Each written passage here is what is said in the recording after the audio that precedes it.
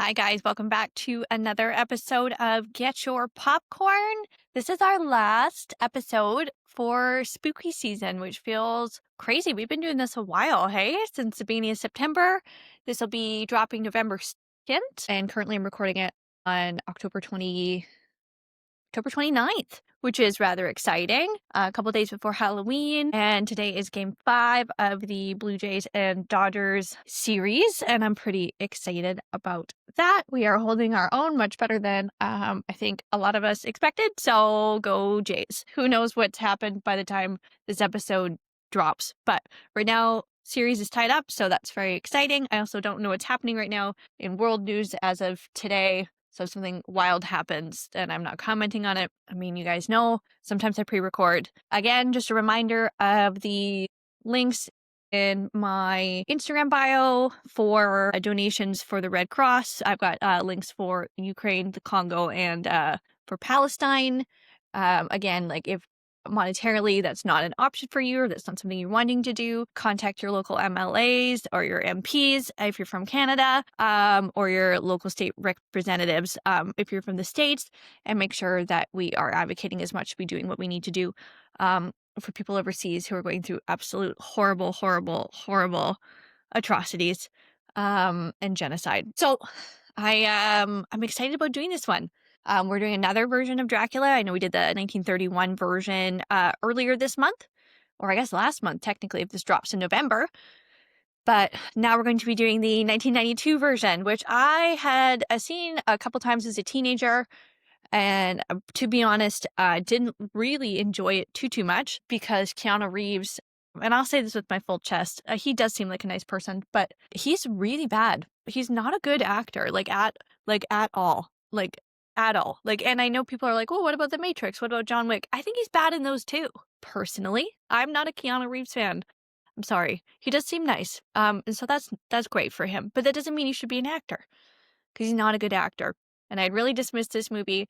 And then my mutual, Harry Marks, make sure to follow him. Lobby intros. He's amazing. He really likes this movie. And so he had commented on one of my things when I was talking shit about it. And I was like, okay, I will give this movie another chance. So Harry, if you're listening, this one is for you. So I don't have to deep dive any of the beginning stuff about Dracula too much because we dove so much into that when we did the Bela Lugosi version, the 1931. So if you didn't hear that, I'll go back and listen to it and then come back to this episode because I did chat a little bit about how it was developed. So for the pre-production of this, it's actually Winona Ryder who plays Mina Harker who needs to be credited for this because she was supposed to play Al Pacino's daughter in The Godfather 3, which of course Francis Ford Coppola, the director of this film, was directing, and she dropped out like a week before for her mental health, and he ended up casting his daughter Sofia Coppola,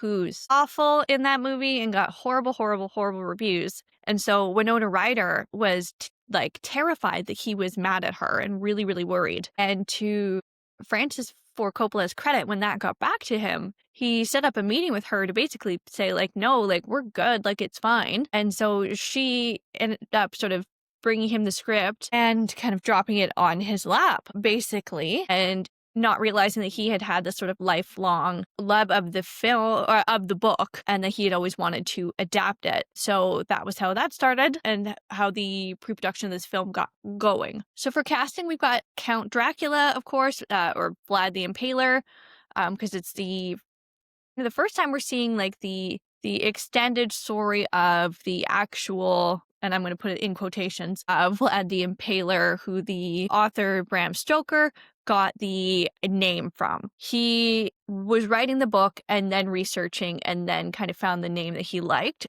When reading about Vlad the Impaler, he didn't base it specifically on Vlad the Impaler from what I've been reading, but they did in this version, of course, take it a little bit farther than we do see in the book. Gary Oldman is, of course, in my opinion, the best on-screen version of Dracula. And for sure, the sexiest, let's be honest here. He took this role in the film because he really wanted to work with Francis Ford Coppola, of course. And he loved the line, "I've crossed oceans of time to find you." We have Mina Harker, or Elisabetta, as she is in the prologue of this film, obviously played by Winona Ryder. We've got Van Helsing And then his counterpart in the flashback as a Romanian Orthodox priest is Anthony Hopkins. We've got Jonathan Harker, played by Keanu Reeves.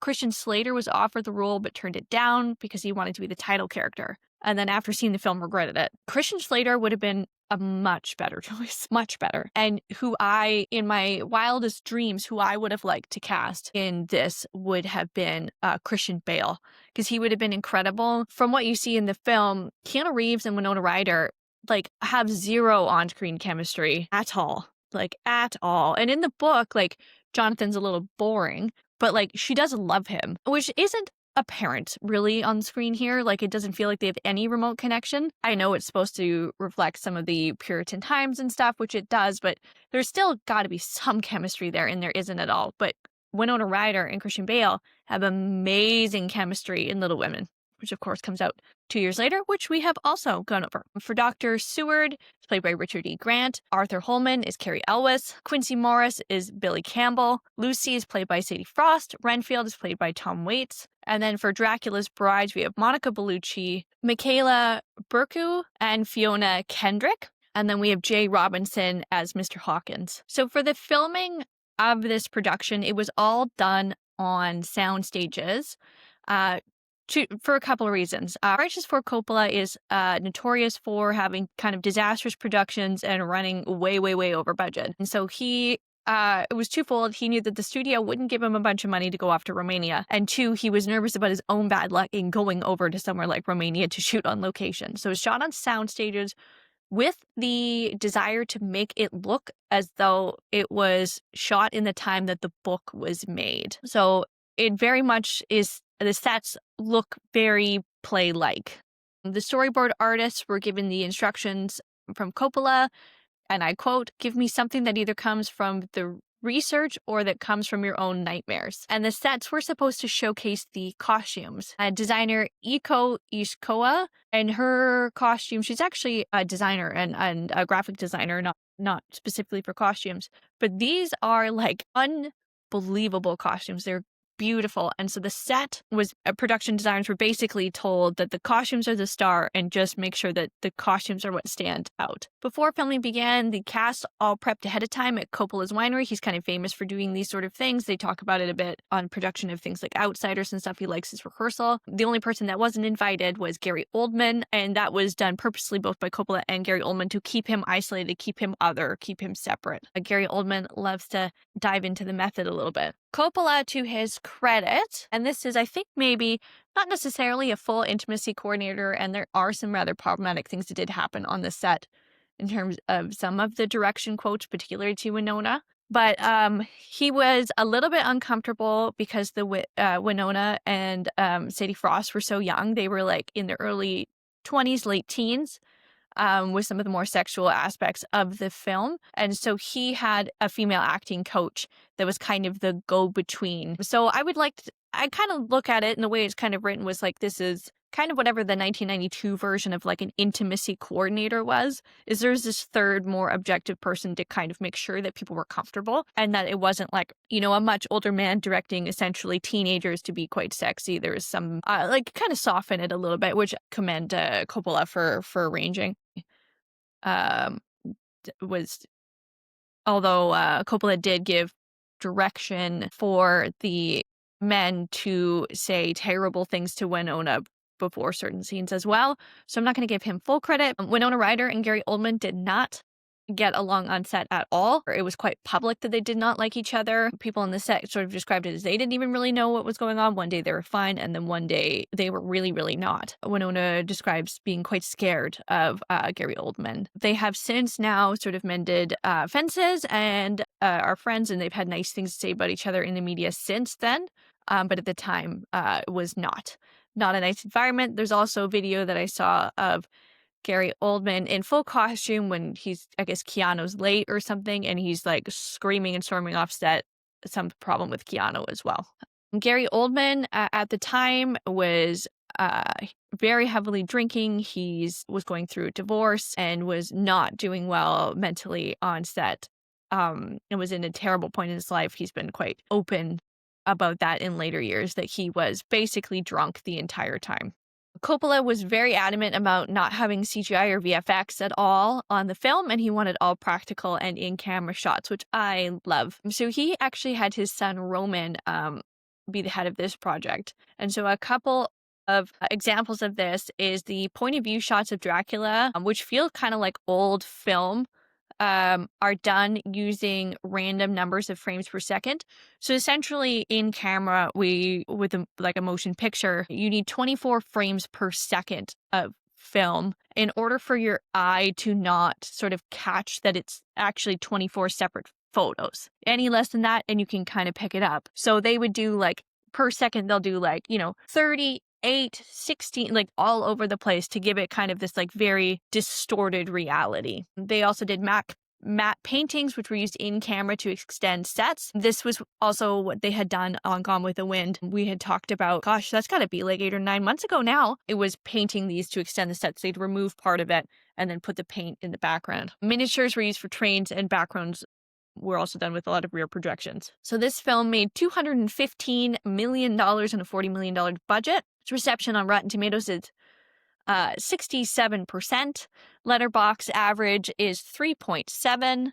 I gave it a 3.5, with my quote being, anyone else rooting for her to end up with Vlad. Roger Ebert gave it 3 out of 4 stars, saying, Oldman and Ryder and Hopkins pant with eagerness. This movie is an exercise in feverish excess, and for that, if little else, I enjoyed it. This was nominated for 4 Academy Awards, all in the technical categories. We've got Best Art Direction against Howard's End, Chaplin, Toys, and Unforgiven. It lost to Howard's End. Best Costume Design against Enchanted April, Howard's End, Malcolm X, and Toys, and it won. Best Makeup against Batman Returns and Hoffa. It also won. And Best Sound Editing against Aladdin and Under Siege, which it also won. Well, shall we get to the plot, guys? So it opens up with a prologue. So the difference between this one and earlier adaptations of Dracula is that we see sort of, this prologue and this through line of a love story between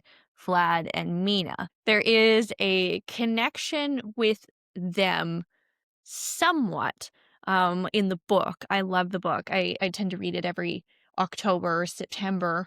And so Mina is seen as this pureness, this good, this kind of example for how women should be, very holy, very, a very much of her time person. And of course, Lucy is this, sexual being. So of course she has to die, because that's how horror movies work, even from novels of 1897. So this kind of gives a purpose behind Mina that isn't just this moral standing in which all women should want to be and that men want to corrupt. It gives Lucy is a lot more of a protagonist in this film. She's not just like a helpless victim of stuff that's happening. And there's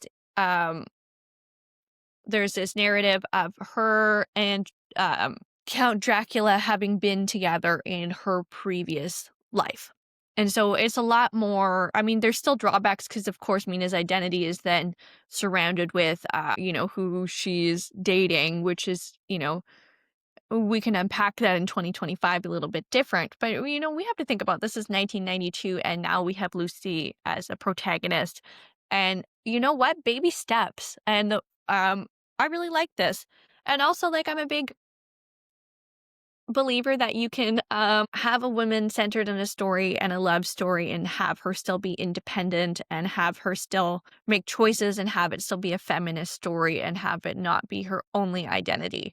Because I think what it comes down to ultimately for Lucy is choice in her direction and what she wants to do. And so that in its own right is, a step forward in the Lucy character. So they open up the film. The year is 1462 AD. To read direct quotes for a lot of this. Constantinople has fallen. Muslim Turks swept into Europe with vast superior force, striking at Romania, threatening all of Christendom. From Transylvania arose a Romanian knight of the Sacred Order of the Dragon, known as Dracula. On the eve of the battle, his bride Elisabetta, whom he prized above all things on earth, knew that he must face an insurmountable force from which he might never return. Vengeful, Turks shot an arrow into the castle, carrying the false news of Dracula's death.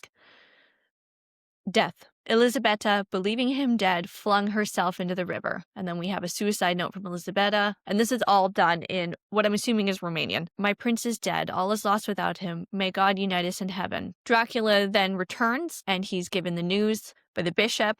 He says, she has taken her own life and she cannot be saved. She's damned. It's God's law. Dracula. This is my reward for defending God's church. Bishop, sacrilege. Dracula, I renounce God. I shall rise from my own death to avenge hers with all the powers of darkness. And then Dracula stabs the altar that he's standing on next to the bishop, and blood pours from this cross. It's very dramatic, very, very dramatic. Blood bleeds from all the eyes of the statues, and the candles like fly up, and Dracula takes it looks like the Holy Grail from Indiana Jones and drinks the blood. And he said, the blood of this life, it shall be mine. And then we cut to present time, which is, of course, 1897. So the film opens up on a Renfield in the lunatic asylum, Carfax Abbey, and he's talking into the night and he's eating flies and talking to his master. We then cut to, the classic scene that we've seen it now in Nosferatu. I think we've talked about this same basic plot about 4 or 5 times since I started the podcast. Cut to Jonathan Harker traveling through the Carpathian Mountains, and we learn he is standing in for his master. He's standing in for his boss, Mr. Renfield, to work with Count Dracula in order to acquire properties in England. He is, of course, warned by the villagers not to go, and he's given a cross. He then has a very odd carriage ride, like they all do, where the driver is very suspicious and doesn't speak to him. We see a little more of the description of this carriage ride that there is present in the book than we've seen in some of the other adaptations. He then arrives to the castle, and Dracula looks a lot more like he's described in the book. In the Bela Lugosi one, he doesn't change at all. In the book, he does. He starts off to be quite old and quite monstrous looking. And he, I feel like, is done very kind of super stylistically in this version, but much more accurate to the book. He is completely white. There's no blood in his body. He looks dead. He's got this crazy hair, these clothes, but he's also got the really long fingernails and the kind of fuzzy palms that they describe. He doesn't look human, where, Bela Lugosi's Dracula looks human. And so Dracula invites him in for dinner to discuss business. Dracula says, you will, I trust, excuse me if I do not join you, but I have already dined and I never drink wine. Classic line. Jonathan says, and he looks at a painting at the wall, an ancestor, I see a resemblance. Dracula says, the Order of the Drackle, the Dragon, an ancient society pledging my forefathers to defend the church against all enemies of Christ. The relationship was not entirely successful. Jonathan says, oh, and he kind of laughs, and Dracula screams at him. It is no laughing matter. We Draculs have been a right to be proud. What devil or witch was ever so great as Attila, whose blood flows through these veins? It is too precious a thing at these times. These warlike days are over. These victories of my great race are but a tale to be told. I am the last of my kind. Jonathan says, I have offended you with my ignorance, Count. Forgive me. And Keanu Reeves' English accent is coming in and out. It is sometimes English and sometimes Bill and Ted. So anytime, which sucks, because my favorite part of the book largely is the first opening chunk where Jonathan slowly realizes he's being captured and that he's a prisoner. It is my favorite part of the book. It's so creepy. And Keanu Reeves just really wrecks it with his acting inability. So during the discussion with Dracula, he sees a photo that Jonathan has of Mina. He's got one of those little folding things, who looks just like his wife that had killed herself, Elisabetta. And it's really interesting. During this, we see the interaction is all done by candlelight, and Dracula's shadow acts independently of him, which is so cool. We see him bent over holding the photo, and as he's realizing how much she looks like Elisabetta, his shadow goes behind Jonathan to almost strangle him. We then cut back to Mina and her friend Lucy, who are discussing relationships and love, and basically that Jonathan's kind of a big dull dud and that Mina's repressed, and she's very scandalized by Lucy and her prowess, and that Lucy has 3 boyfriends and they've all proposed. And so she's very free and open with her sexuality, which of course means she's gotta die. It's a horror movie. So there's a rainy scene where they make out. I don't know if we needed it, but it's gothic horror, so there it is. We then cut back to Jonathan, who realizes he's a prisoner in the castle. We see some really cool shots that were course, done reversing camera, where there's one where Dracula kind of climbs up a wall, which of course would have been done in reverse shot. And we've got, the classic, his reflection isn't being seen.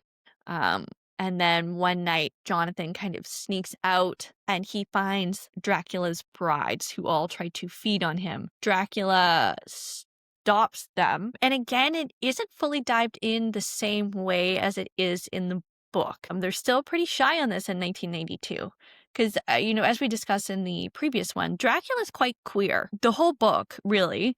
But Dracula, the character himself, there is like a sexual fantasy element that's present with Dracula and Jonathan from both ends. It's reciprocal.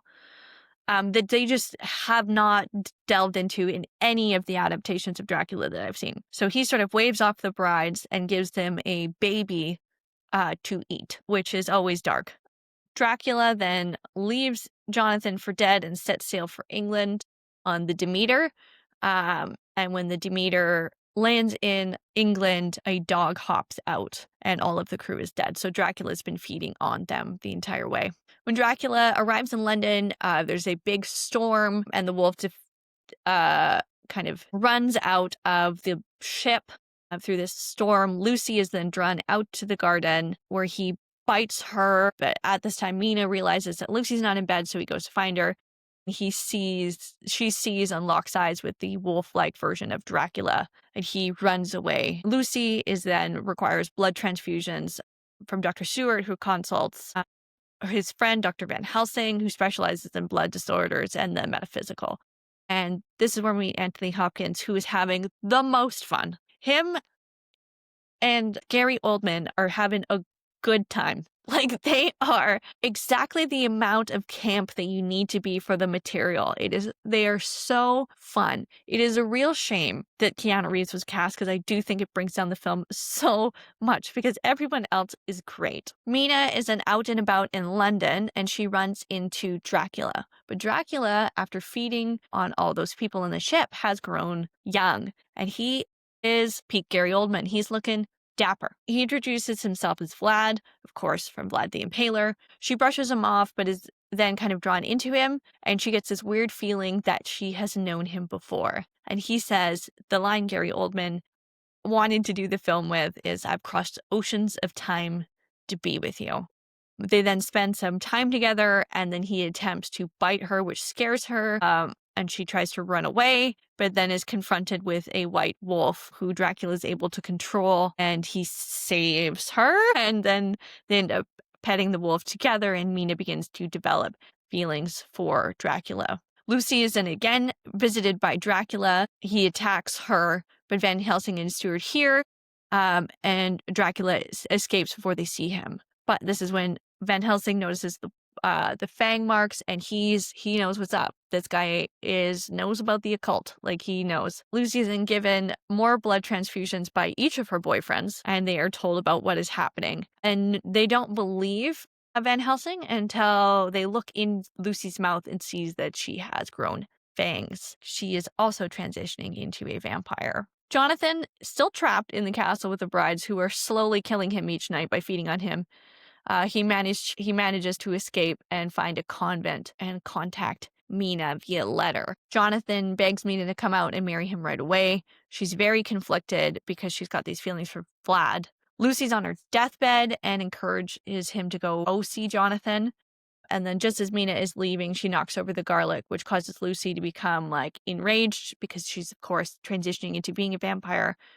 And she tries to bite Quincy, and then Mina completely flees and marries Jonathan. Quincy's one of the boyfriends. I don't have time to go into all the boyfriends. And there is some nice moments of female friendship here, and that Lucy is willing, or that Mina's friendship with Lucy is very important to her, and she doesn't want to leave Lucy's side in her time of need, even though Jonathan is requesting her and wanting to marry her, and of course it's got all these things. Her friendship with Lucy is the most important thing to her, which I really liked. Mina then writes a letter to Count Dracula where she breaks up with him. "My dearest prince, forgive me. I have received word from my fiancé in Romania, and I am en route to join him. We are to be married, and I will never see you again. Love, Mina." And this, of course, he needs a rebound here, so he goes and he kills Lucy.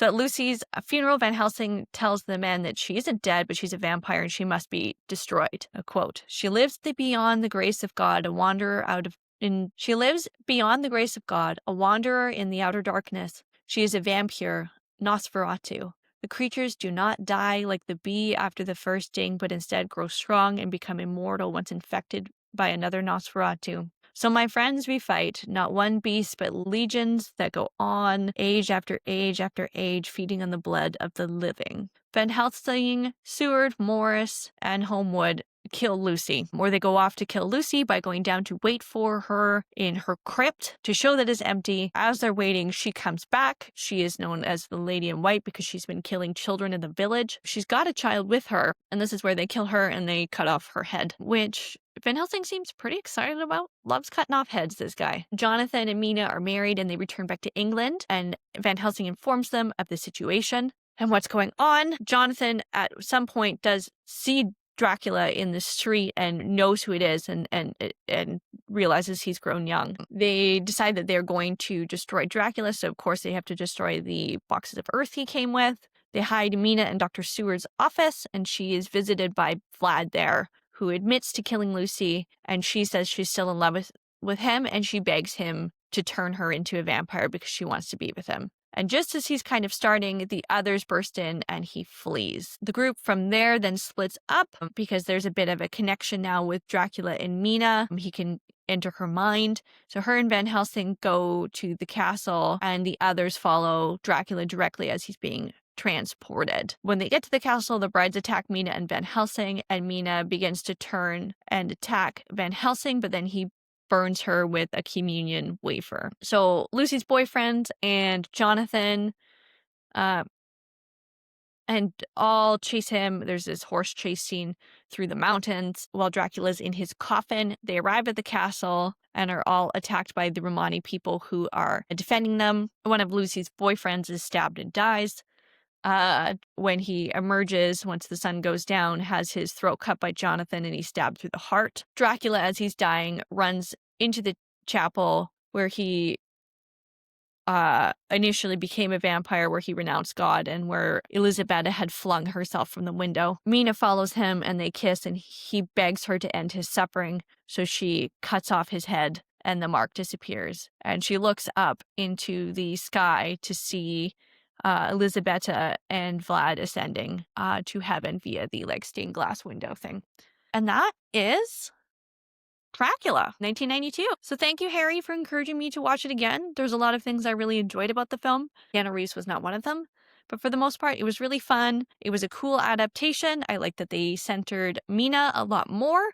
Yeah, I definitely will rewatch it. So stay tuned for next week, guys. I've also got some really exciting guests that I'm going to drop some of my episodes with them as well in November. So I hope everybody has a lovely Sunday.